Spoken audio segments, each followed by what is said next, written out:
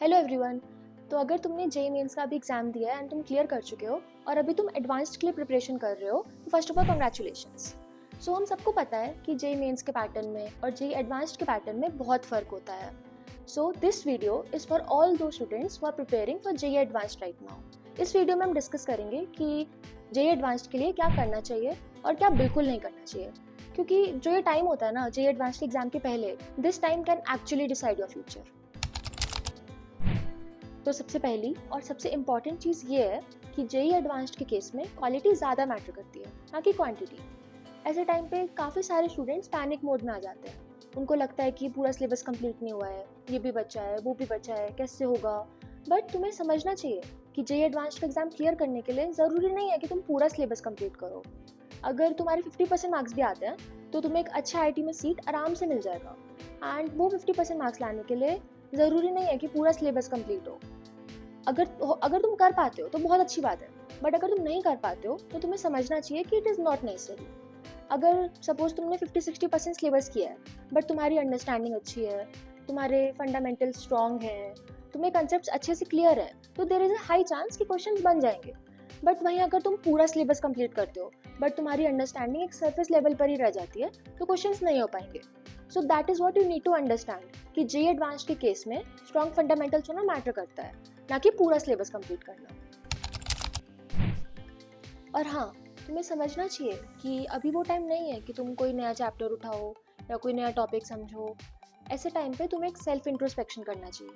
तुम्हें देखना चाहिए कि कौन से टॉपिक्स तुम्हारे स्ट्रॉन्ग हैं, कौन से चैप्टर्स में तुम्हें कंफर्टेबल फील होता है कि अगर इन टॉपिक से क्वेश्चन आएगा तो तुम ऐसे बना लोगे। एंड तुम्हें ध्यान देना चाहिए कि जो वो टॉपिक्स हैं तुम उनमें अपने आप को स्ट्रॉन्ग करो, उनकी अच्छे से प्रैक्टिस करो। देखो, तो अभी जो टाइम है इसमें तुम जितना ज़्यादा हो सके उतना ज़्यादा क्वेश्चन सॉल्व करो। ट्राई करो कि एटलीस्ट 20 ईयर्स के प्रीवियस ईयर क्वेश्चंस तुम अच्छे से सॉल्व करो, एंड वो भी तुम टाइमर लगा के करो। क्योंकि जब जेईई एडवांस का एग्ज़ाम होता है तब उसमें क्या रहता है कि एक दिन में तुम्हें 2 एग्ज़ाम्स देने हैं, दोनों 3-3 घंटे के टाइम बाउंड एग्ज़ाम होंगे। तो वो हैबिट डेवलप करना बहुत ज़रूरी होता है। तो तुम भी ट्राई करो कि एटलीस्ट 2 एग्ज़ाम एक दिन में दो। वो प्रैक्टिस होना बहुत ज़रूरी है, वो हैबिट डेवलप करना बहुत ज़रूरी होता है। ऑल्सो जेईई एडवांस एग्जाम में जो पैटर्न होता है उसमें क्या होता है कि बहुत सारे कॉन्सेप्ट्स एक साथ एक क्वेश्चन में आ जाते हैं। तो उनको समझना, कैसे अप्लाई करना, वो सीखना भी बहुत ज़रूरी होता है। तो तुम भी ट्राई करो कि उस टाइप के क्वेश्चंस जितना ज़्यादा हो सके उतना ज़्यादा प्रैक्टिस करो।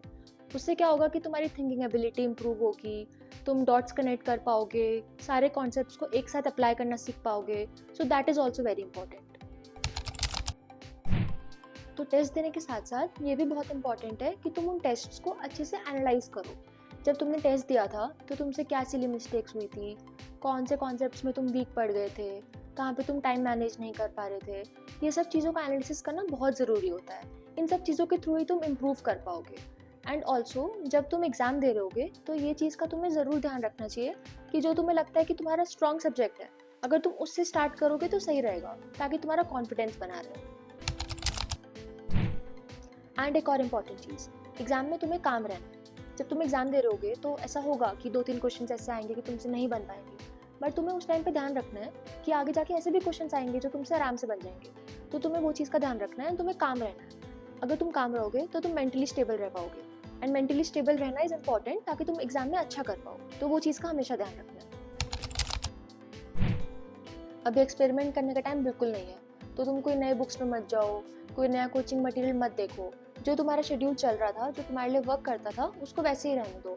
क्योंकि अगर तुम ऐसे कोई सडन चेंज करते हो तो वो सही नहीं रहता है, वो थोड़ा रिस्की हो जाता है। काफ़ी स्टूडेंट्स के केस में ऐसा होता है कि इस टाइम पे कोचिंग्स बंद हो जाते हैं, पर लेकिन तुम उस टाइम को अपने सेल्फ स्टडी में कन्वर्ट कर लो। तुम ऐसे अपना शेड्यूल चेंज मत करो।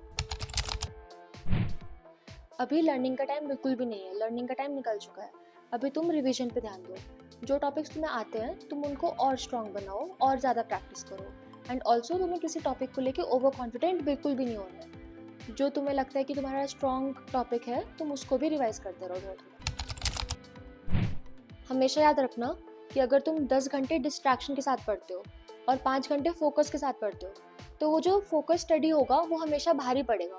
तो अगर तुम्हें कभी भी डिस्ट्रैक्टेड फील हो तो तुम ब्रेक ले लो, बट तुम जब भी पढ़ो पूरा फोकस के साथ पढ़ो। उससे क्या होगा कि तुम्हारी एफिशिएंसी इंप्रूव होगी एंड रिजल्ट अच्छे आएंगे। एक और सजेशन मैं ये देना चाहूँगी कि जब तुम एग्ज़ाम दे रहे होंगे एंड तुम्हें लगता है कि कोई क्वेश्चन टफ है, तो तुम्हें घबराना बिल्कुल नहीं है, क्योंकि अगर कोई क्वेश्चन तुम्हें टफ लग रहा है तो वो सबके लिए टफ है। एंड ऑल्सो सब लोग के माइंड में एक लिस्ट होती है कि हमें इन चीज़ों का ध्यान रखना है, बट जब वो लोग एग्ज़ाम देने जाते हैं तो वो भूल जाते हैं। तो तुम्हें अभी से एक हैबिट बनानी है, तुम्हें नोट डाउन करते हुए चलना है कि तुम्हें क्या चीज़ों का ध्यान रखना है, क्या तुमसे गलतियाँ होती हैं जो तुम ज़्यादा दोहराते हो कि तुम वो दोबारा रिपीट ना करो, एंड क्या तुमसे सिली मिस्टेक्स हो रहे हैं अभी ताकि वो दोबारा रिपीट ना हो, वो तुम्हें साथ के साथ नोट डाउन करते हुए चलना है। हमेशा याद रखना कि जेईई एडवांस्ड ये नहीं देखता कि तुम्हें कितना ज़्यादा आता है, वो देखता है कि जो तुम्हें आता है वो तुम्हें कितना अच्छे से आता है। So always focus on clarity, confidence and consistency, and अपनी प्रिपरेशन पे भरोसा रखो एंड अपना बेस्ट अटेम्प्ट दो। So all the best and I will see you in the next video.